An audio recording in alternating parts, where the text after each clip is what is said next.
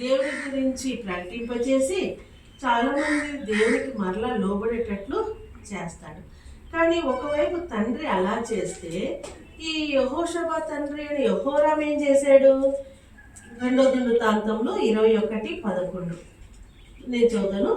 మరియు అతడు యూదా పర్వతముల యందు బలిపీఠములను కట్టించి యెరూషలేము కాపురస్తులు దేవుని విసర్జించినట్లు చేసెను.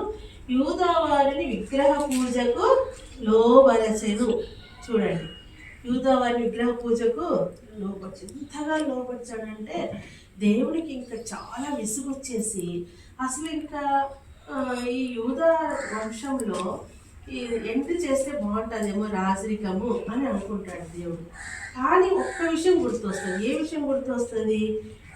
7వ వచనం, 21వ అధ్యాయం 7వ వచనంలో, అయినను యెహోవా తాను దావీదుతో చేసిన నిబంధన నిమిత్తమును అతనికి అతని కుమారులకు నిత్యము దీపమిచ్చేదని చేసిన వాగ్దానము నిమిత్తమును దావీదు సంతతిని నశింప చేయటకు మనస్సు లేక ఉండెను.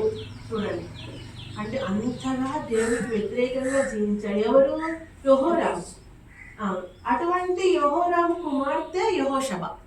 చూడండి, తండ్రి అట్లా ప్రవర్తిస్తుంటే, తండ్రి అనేక మంది యెరూషలేము కాపురస్తులు విగ్రహ పూజకు లోబరుస్తుంటే కుమార్తె మీద ఎంత ప్రభావం ఉండాలి కదా. ఇంట్లో తల్లిదండ్రులే పూజ చేస్తున్నారు అనుకోండి, నేను ఇంట్లో తల్లిదండ్రులే మంచి ప్రవర్తన కలిగి లేదు, అటువంటి కుటుంబంలో పిల్లలు కూడా ఎట్లా ఉంటారు? ఏమైనా భయభక్తులు గలవాలుగా ఉంటారా? ఉండరు.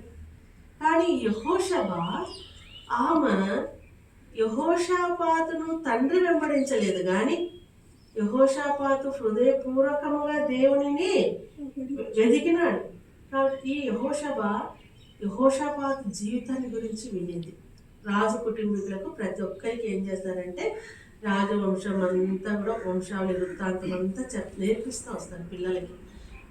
మీ తాతయ్యలాగా, మీ తండ్రిలాగా అలా నేర్పిస్తూ వస్తారు.